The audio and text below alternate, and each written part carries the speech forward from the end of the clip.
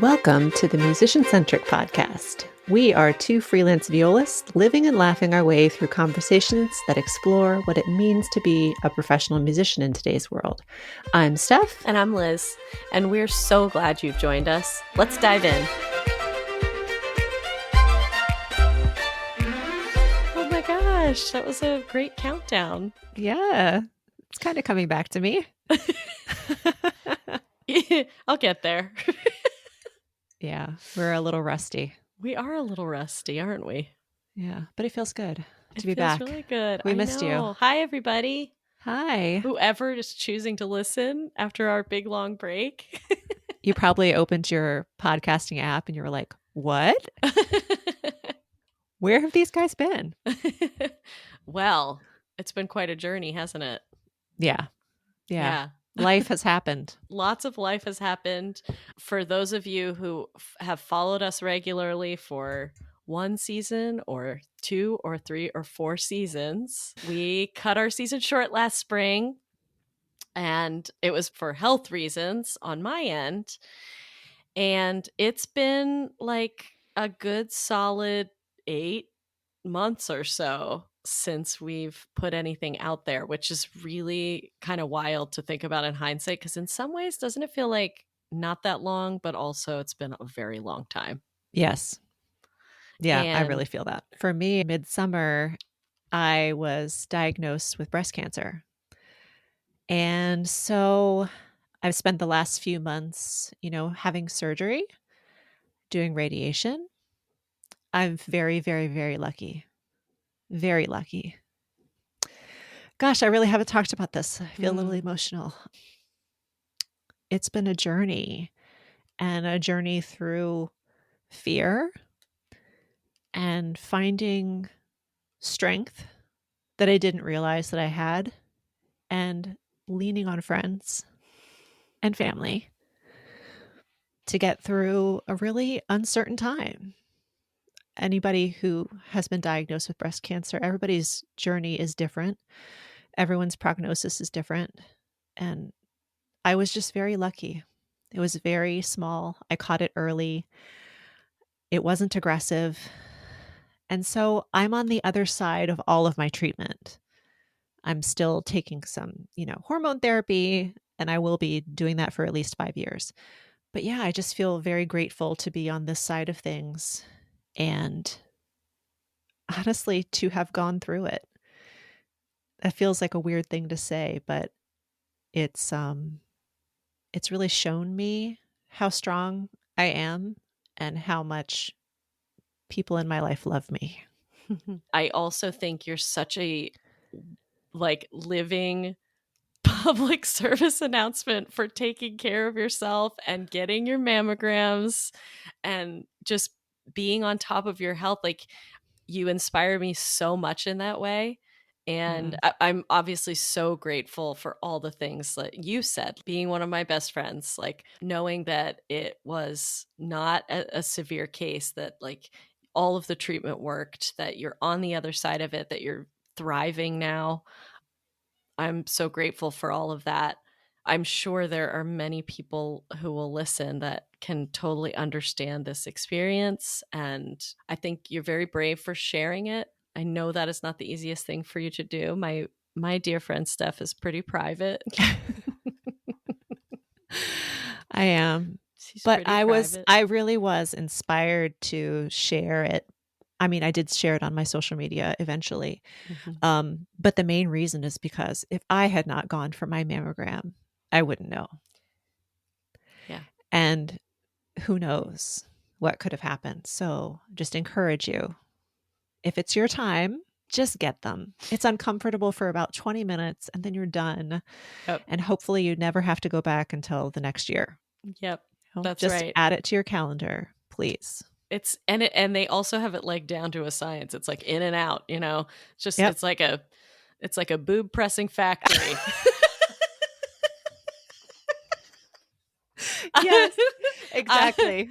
I got my first one in the spring, everybody. So I had never had the joy of that experience. I am now of age to have the joy of that experience. Welcome to the club.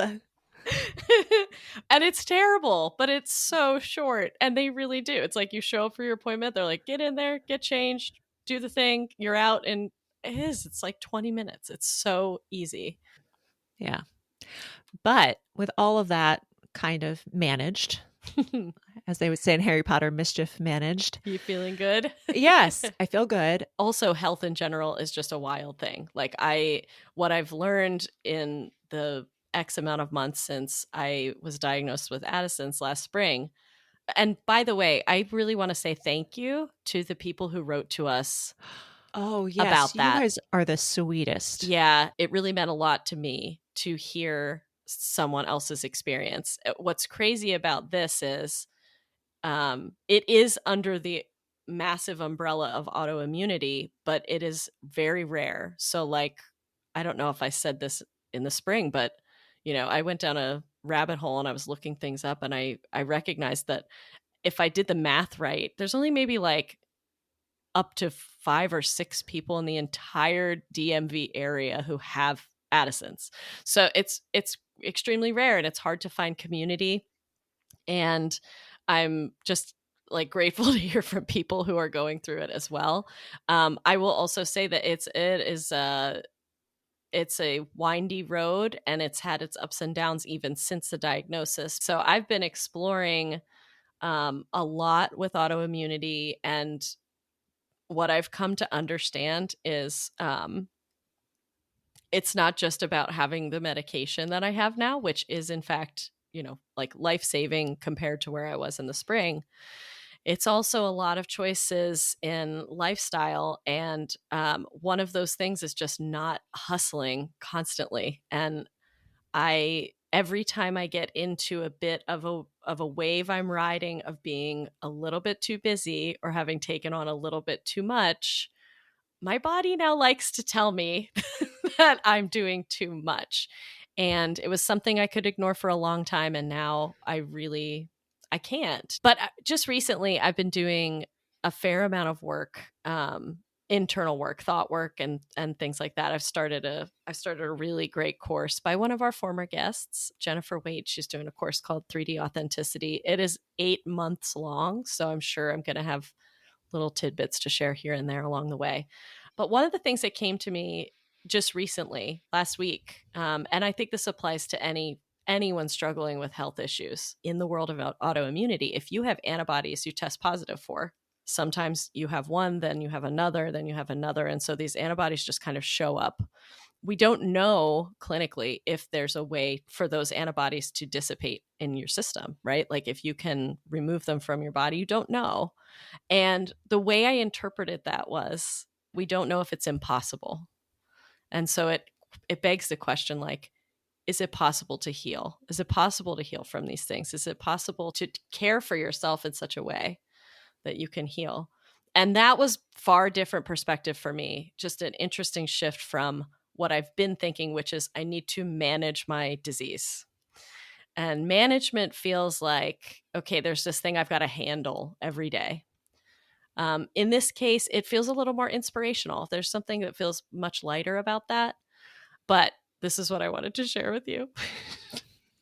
So, as our longtime listeners know, I'm pretty woo-woo. That's like, generally speaking, I've been that way for a long time. So, I've got my crystals, and I've got my candles, and I've got my meditations, and I've got all my stuff. But I've been watching this Netflix limited series called Apple Cider Vinegar. Oh no, I haven't started it because I knew it would be triggering for me. You will be so mad.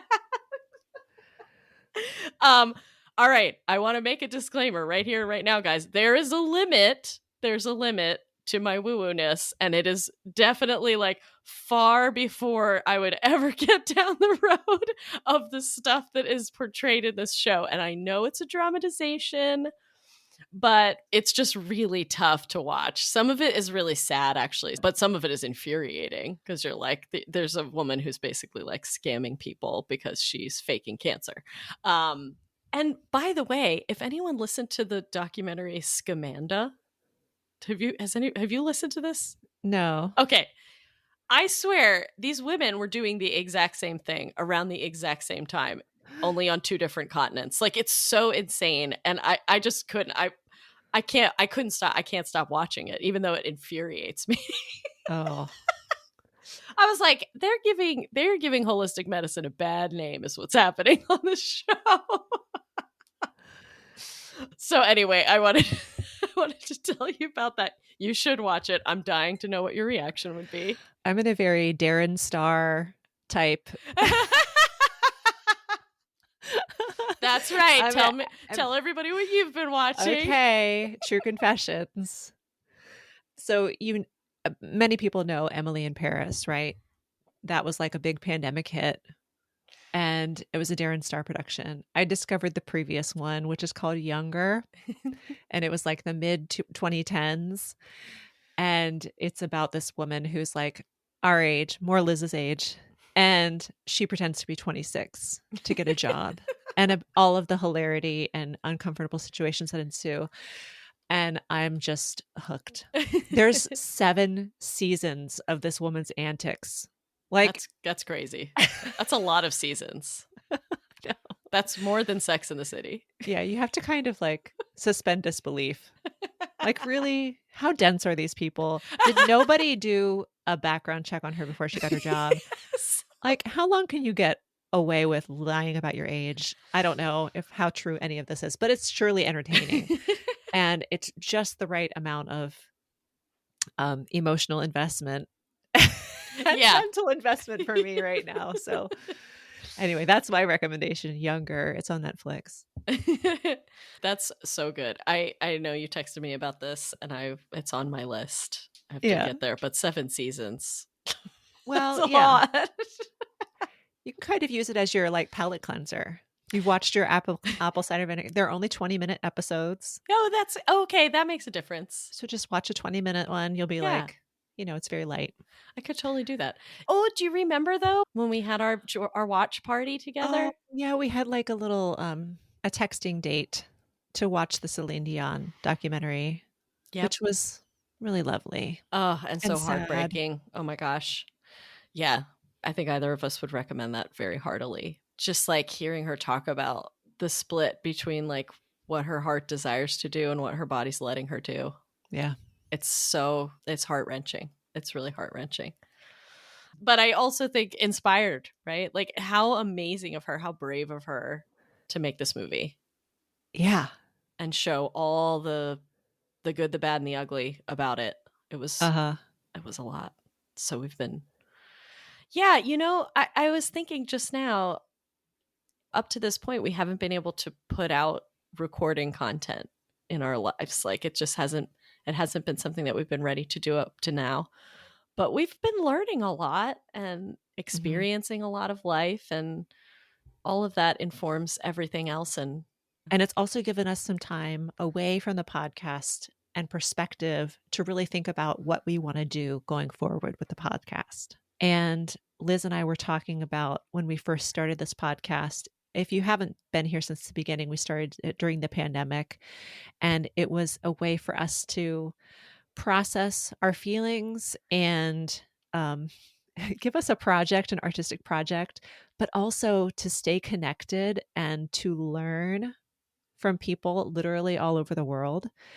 And we really want to get back to that because we've missed that. I realized that this endeavor with you, Liz, has been the biggest way that I've grown in these past 5 years. Yeah. Really opening my mind up. Mm-hmm. Yeah. Getting out of those cycles that you perpetuate. For some reason, they're serving you, but you need new input. I was just telling my brother this. You need new input in order to grow. And so that's what we want to get back to, having these deep, wonderful, enlightening, inspiring conversations that trigger something in us, light us up.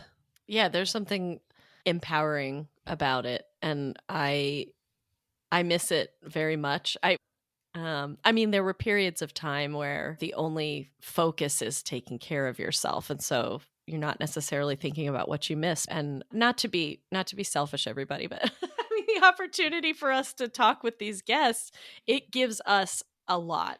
We learn so much from them. Yes, Steph, you just said it so well. And obviously, the hope in putting them out there is that they inspire you too, and that you always feel like you have a welcome place at the table as the two of us are sitting here chit chatting.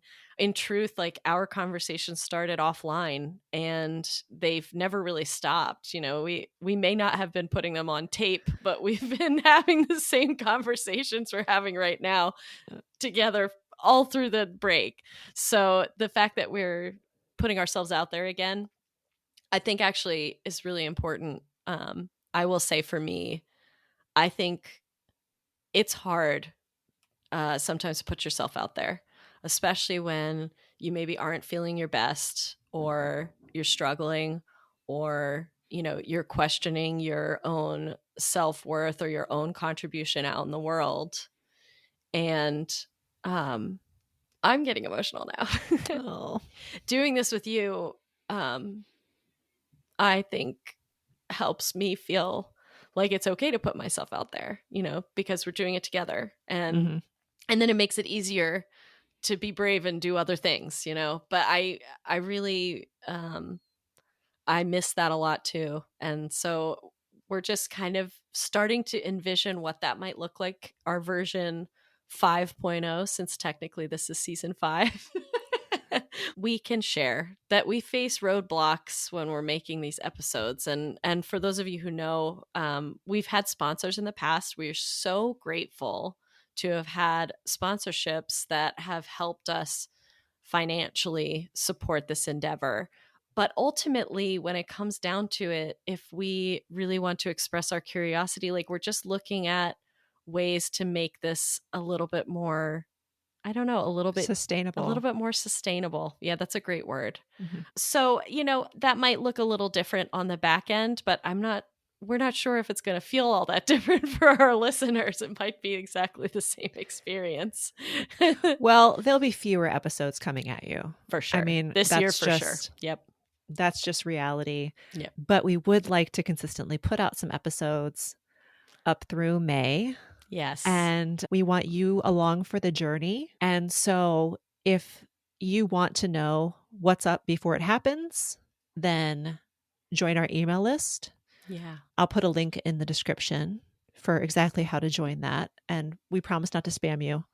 You can also, gosh, we just love hearing from you. And this fan mail thing that our host, Buzzsprout, provides is just a lovely way to stay in touch with our listeners. So also in the description, you'll find a link where you can literally just text us right from your phone. So you're listening, pop over the description, click it, send us whatever's on your mind. You can do so anonymously too. You don't have to sign it and we won't know.